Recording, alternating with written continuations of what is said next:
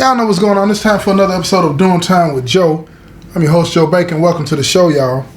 Today I'm going to tell you a story about this young man. He's a juvenile, right?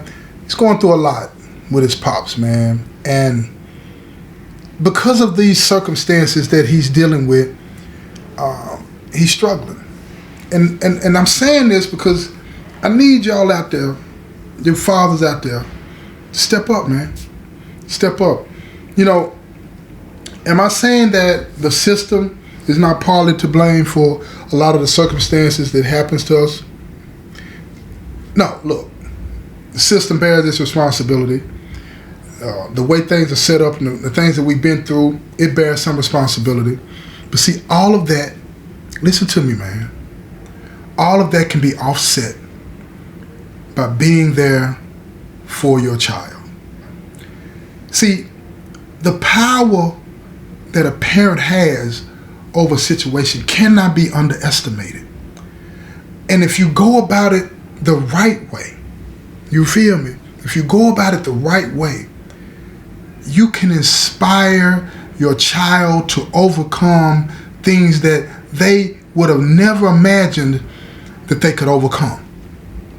But if you go about it the wrong way, you will condemn your child to a life of pain, misery, despair, and hatred for you and anybody that they come in contact with, especially themselves.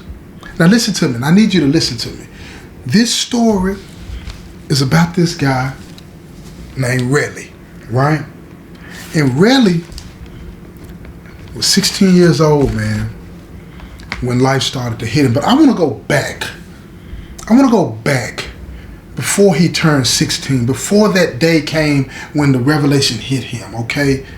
Now look, see, Relly was born to parents that they wasn't exclusive. You understand? They wasn't exclusive. She was, but he wasn't. And she didn't know it. She didn't have no clue, right? He had this facade going that, you know, he worked out of town and all this and that, and he would come through 2 or 3 times a month. And before you know it, she was in love. She was madly in love with him. And during that time is when she became pregnant. Now, she didn't want to have the child because she had always told herself she didn't want to be in a situation to where she would have to raise a child on her own. She didn't want to do that. But he convinced her that he would be there, that he was going to be the father that would be there and you know, all of the things that, and they were going to have a happy life. He even promised to marry her, right? He promised to marry her. And she bought it, hook, line, and sinker. But he was still in and out of town. So after she had the baby, after she had the little boy, Relly, you know, he would stick around a little longer when he could, and he always made these excuses to leave. And so one day, her instincts kicked in. They kicked in. And when he left, what he didn't know is that she had put something on the car to track him. You feel me? And he was in another state. And the car stayed parked, you know what I'm saying, at this particular house all the time. So she took this child that wasn't that old, put him in that car, and she drove to this other state, and she sat there and she watched him go in and out of this house, and she saw 2 other kids and a woman. And when she saw him kiss her at the door and then go get in the car, she slid down behind the steering wheel and hid, and she cried. And when he had pulled off and was gone, she drove back home, crying the whole way, you know, crying the whole way. Because the reality of her situation has set in. So a week later when he drops by, she's had a whole week to contemplate this and think about it. A week later when he drops by, as soon as he walks through the door with this honey, I'm home type thing, right? You know, she hits him with the real deal. She said, I know you have another family. I know you do. And I'm not going to live like that. I'm not going to. And he denied it all and said this and said that and then flipped it around on her and made her feel like she was the one, and he was like, what, you following me and all this? Now, you know how men do. You know how we do. Because when we're caught, we're caught. We can't handle it. You feel me? So he flipped it all around on her and made her feel like crap. And she backed down. Because she felt like she had to, because it's the only way that he's going to be in his life if she accepts this. And once he saw that, he ran with it. Now, I know a lot of y'all would say she shouldn't have accepted, but don't blame her. Please don't do that. Because I need you to follow me, because this is about your responsibility. You feel what I'm saying? So please don't do that. So anyway, he tried to make her feel like she was the problem. You feel what I'm saying? He even got so bold and arrogant to the point of like, you knew. How would you not know? You stupid for not knowing. He said all of these different types of things. But see, at that point, she had already decided that she was going to have to accept it so that he would be a part of his son Relly's life. And he stuck around a little bit longer here and there, but he never, ever, ever took him down to the other state. Even when he got to be 2 or 3 years old, you know, he would play with him, he'd be there and all this and that, and then he would disappear for 2 or 3 weeks at a time, and Relly would wait on him, and because he was wanting to be around his daddy, you know what I'm saying? He loved his dad and playing in the yard and all this and that. And as he got older, 3, 4, 5, 6, it became the routine, the pattern. And see, she was a smart woman. She was a smart woman. But she started to wear tired of this disrespect and her being second, because when he would leave and he'd be gone for 2 weeks at a time, you know, it's like he's splitting time between her and the other woman and all this and that, right? And then holidays come up. And when the holidays came up, she had the audacity to ask him, are you going to take him to meet your side of the family? And he said no. Because see, up to that point, they had been splitting Thanksgiving and Christmas. He'd spend Thanksgiving or Christmas with them and the other one down there, vice versa, right? And she couldn't take no more of that. She couldn't. So she knew where his parents lived, right? Not the girl. She knew where the girl lived that he was with, but she knew where his parents lived, so she got bold one day. Bold, you hear me? And drove herself and Relly to his parents' house. Knocked on the door, introduced herself, and they said, we know who you are. And Relly's grandmother looked at him. He's 6, 7 years old. She looked at him and he looked just like his daddy. And she said, come on in. And they went in. And they were sitting at the house, you know what I'm saying, playing. He was playing with his granddad. He had just met them for the first time. First time. And his mother, Relly's grandmother, called his father and told him that they were there. Now, she could hear the mother. She could hear him yelling through the phone. Why did you let them in? Why are they there? Tell them to leave now. We're on our way over there, right? He's coming in from another state with his other woman and kids, and he didn't want them there. So she gets off of the phone and she tells them that they have to go. Just all the kindness turned off. You gotta leave. Get out of here. So embarrassed beyond words, she gets Relly and they leave. And now this is the first time that Relly sees his mama crying. And he's not understanding. He just met these people and then they're leaving, and he thinks, because he's a child, he thinks that she's crying because of something they did, the way they talked to her and told him that they had to go to get out. So in that moment, he developed this resentment towards his grandparents that he just met, because this is his mama, right? This is his mama that is crying. And that resentment became the first brick in that wall. Now remember that, okay? So they get back to the state that they live in. And she gets a call from him. Don't you ever bring him to my parents' house again. Ever. Unless I tell you to. And she's fumbling with her words, trying to figure out, why do you not want him to meet all this? She's asking him all of these different types of things, and he's not answering anything. Not answering anything. So she calls her mother. And then she confesses to her mother the mistake that she's made. Not in having Relly. She loves her son.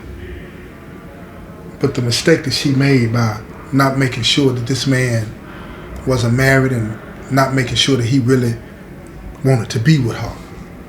Remember that, y'all. Always check as much as you can. There are no guarantees, but anyway. So now she goes on and continues to try to live her life, and she decides, you know what? I'm going to go back to school. I'm not going to put up with this. I got to do something to get me and my son out of this mess. So she goes back to school, and she's smart. She gets her degree in accounting, gets a job, you know what I'm saying, at an accounting firm, doing quite well for herself. And she starts to become more independent and not needing the money that he was sending, right? Because he was a dope boy too, y'all. So when she starts to grow more independent, she gets bold, and, you know, being out like that and working and meeting different people, you know, she starts to want to get really involved in different activities that are offered in the community, right? You know, basketball, football, baseball, you know, gymnastics, different things like that, swimming, and all of these types of things. And when she does that, she's starting to meet other people. You feel what I'm saying? And these parents that are at these functions, and really it's like, why my dad ain't here? Why my dad ain't here? And she would make excuse after excuse after excuse. So Relly started to ask his dad himself when he would come into town, we got this, we got that, when you gonna come? And he would tell Relly, yeah, but he'd never show up. That's another brick in that wall of resentment towards his daddy. And brick after brick after brick got laid every time his daddy lied. Brick after brick got laid, and that wall is getting up there, and he's a child. He's a child. So, not understanding what is going on, he starts to act out. He starts to act out and do things that he shouldn't do, self-destructive stuff, right? Because in his mind, he's doing all these good things, and his dad is not showing up. So, for some reason, something clicked in his mind, said, okay, let me go the other way and get his attention. Because when he would make bad grades in school, and she would call Relly's dad, and he would pay him attention.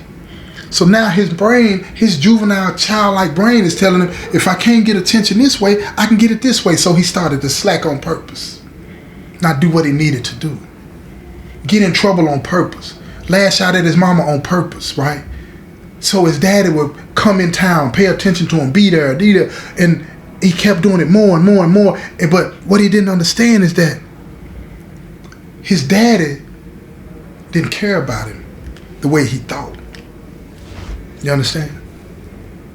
It was a situation where it really became an inconvenience for him, so he stopped showing up. He just started to yell at him over the phone, and that wall of resentment, those bricks continued to get built higher and higher and higher and higher. And now he's getting older. He's getting older, and he's good at sports. But he's seeing all these other people show up, and his dad is not showing up. So his mom, she starts to date. And the man that she's dating is a good dude. Great dude. And he is doing all the right things, trying to be a part of Relly's life, telling Relly, look, I got you. You need to talk to me. Here's my number. Call me. Relly's upset with it. You ain't my daddy. I don't want to talk to you. And dude don't know what to say because he don't want to be disrespectful towards his daddy, but he understands why he's saying it, so he don't take offense to it. He don't take offense to it. But he shows up at the games anyway. And Relly's out there doing his thing, and he's still rooting for him anyway. And Relly recognizes it, and that makes him even sadder because he's saying, this man don't even know me, and he's showing up. He's showing up, and he kept doing it and he kept doing it. So one day when Relly's daddy comes into town, he lashes out at his dad and he tells his dad that mama's boyfriend show up when you don't. And his daddy gets mad and say, what you mean boyfriend?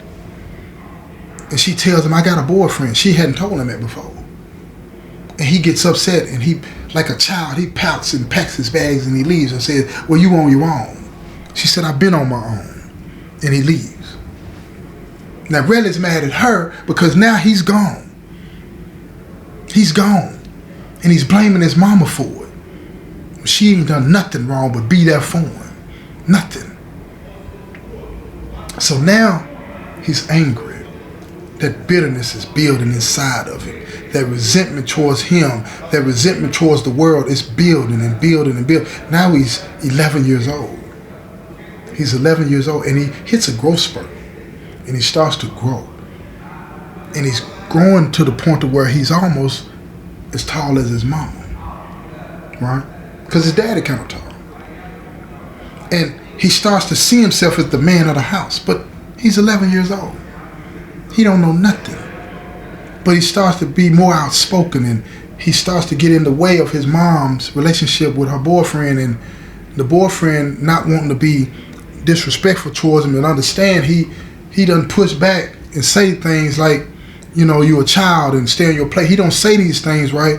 Because he understands how delicate that situation is and he don't want to get in any trouble. He don't want to have a problem with his mom, or he don't want to have a problem with his dad. So over time, he decides that I can't deal with this. And they break up. And that makes Relly happy because he believes that that is what was stopping his dad from being able to come back. So now he tells his dad that dude is gone, and his dad, he's happy about it, but he don't come back. Now Relly's even more confused, like, why are you not here? Why are you not here? So she calls on her brother, and her brother talks to Relly, and he loves his uncle. Relly loves his uncle. He talks to him all the time, and he tells his uncle, he's like, why is he not here? And his uncle tells him that, you know, things in life are not fair. Things in life are not fair, but you got to deal with them. And he tells me, he said, listen to me, man. I need you to understand something. You're finna turn 12 years old. But what I'm finna drop on you is heavy, but I know you can handle it. He said, even though things are not working out for you the way you would like with your daddy, you do not have the right to ruin your own life. And he asked me, he said, what's that mean? Explain that to me. So his uncle explained it to him. He explained it to him in a way that he could understand. He said, listen, life is hard. And it's unfair that at your age that you should have to go through something like this. But it is what it is.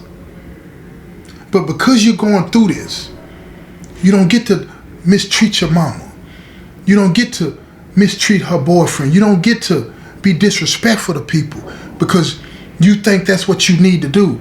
He said, but that's the only time they pay attention to me. That's the only time that they see me. And he's yelling at his uncle. And his uncle tells him, listen to me. I hear you. I hear you. But that's not the way. And they continue to talk back and forth, and Relly's so confused. He just, in anger, he's like, I don't want to talk no more. I don't want to talk no more. And storms out of the room. And his uncle understands that. And he tells him that, look, he goes to his room and knocks on the door, and he tells him, look, I'll come back tomorrow and we'll continue this conversation if you want to, but I'm here for you, man. And Relly yells to the door and says, I love you, Aunt. He said, I love you too, and then he leaves. And if you want to know how this continues to play out, you're going to have to tune in to the next episode, y'all. This has been another episode of Doing Time with Joe. I'm your host, Joe Baker, and I say peace, y'all.